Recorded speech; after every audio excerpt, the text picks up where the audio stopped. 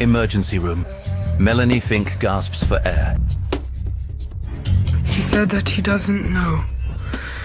Will I survive this? It doesn't look good at all.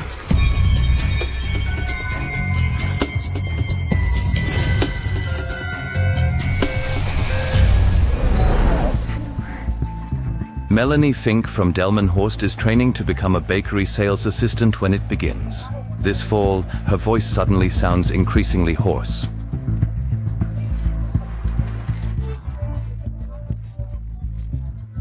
The customers no longer understood me and somehow didn't really notice me anymore. And yes, that was strange. Even friend Patrick is worried about the missing voice, and because Melanie gets out of breath too quickly. Hopefully, it will get better when the flu season is over and spring is approaching. We first thought it was just a cold, but it went on for months. And she had to sit down for 15 minutes or so and take a break. It simply isn't getting better. And besides the hoarseness, Melanie now has something else troubling her. She is exhausted and sweating heavily. Ran like water continuously. And because of that, I didn't dare go out much anymore. Because it's very uncomfortable when you're sweating so much on the face all the time. It is Friday, the 13th of January, a day she will never forget.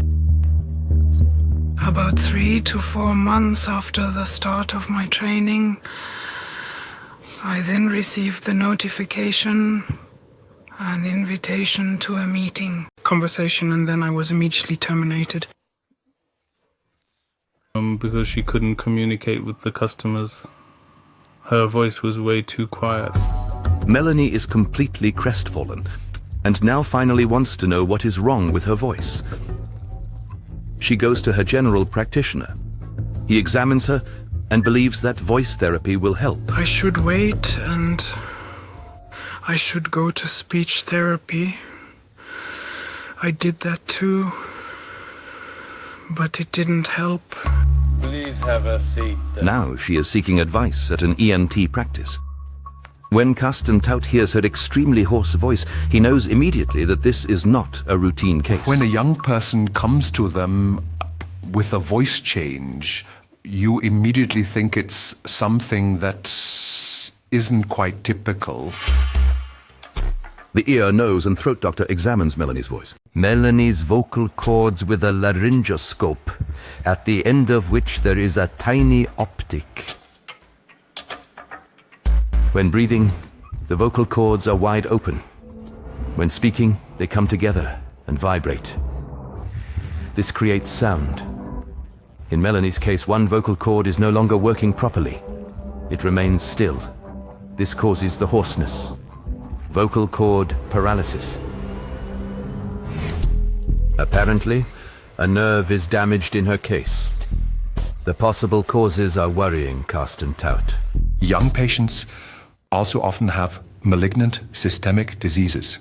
In German, this is lymph node cancer. Has a cancer affected the vocal nerve? This should be urgently clarified with a CT scan. Fortunately, the radiologists at Delmenhorst Hospital don't see anything unusual.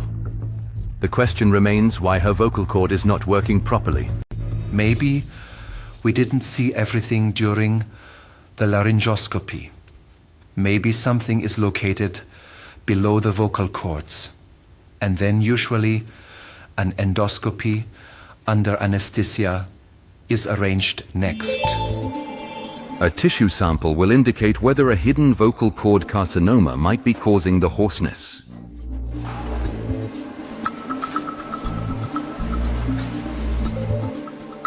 Melanie Fink hopes that there will finally be clarity and waits for the call from Carsten Taut.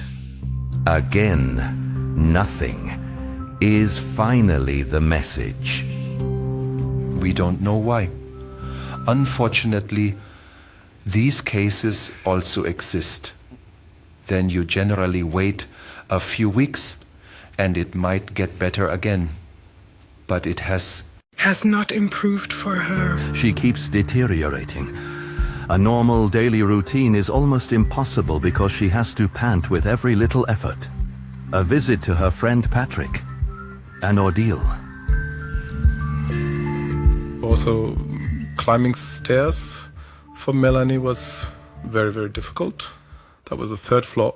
I already took half an hour. At some point, I was at my wit's end because no one believed me anymore.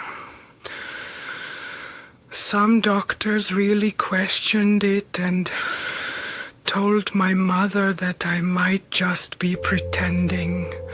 How can things continue like this?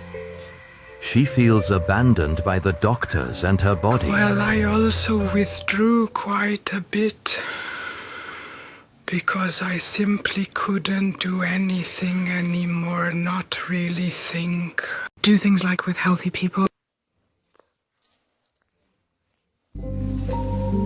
She only finds one way to numb her fears. Well, I obviously gained a lot of weight during that time. And my grandma always said, yes, lose weight, then the shortness of breath will go away. Then you will be healthy. But I tried to explain that it doesn't come from being overweight. Her mother is also convinced that there is more to it, especially because Melanie has been feeling unwell for 1.5 years now. She is short of breath after just a few meters, and now also has heart palpitations. Then I eventually started Googling my symptoms on the internet.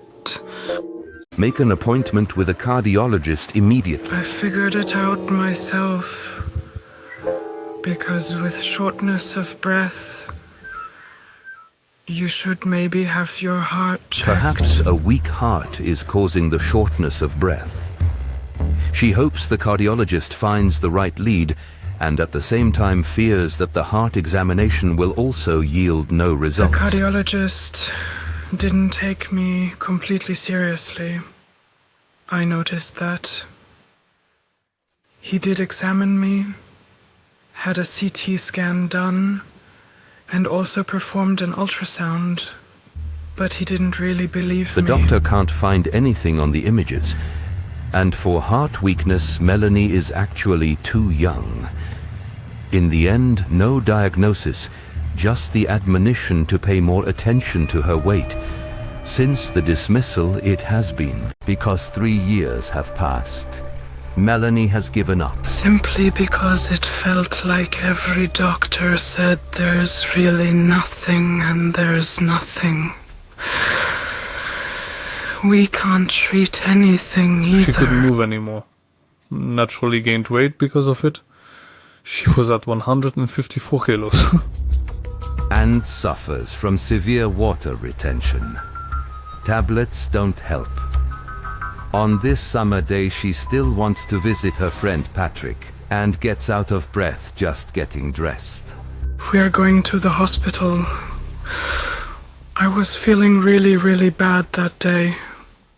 My shoes didn't fit anymore because I had extreme fluid retention.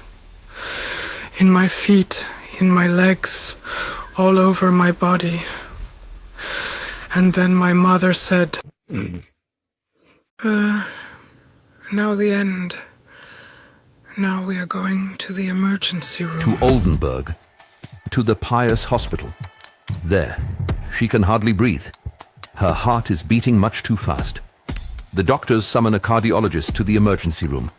He is downright shocked. He then looked with the ultrasound device. And after a few seconds came the words, "This doesn't look good at all."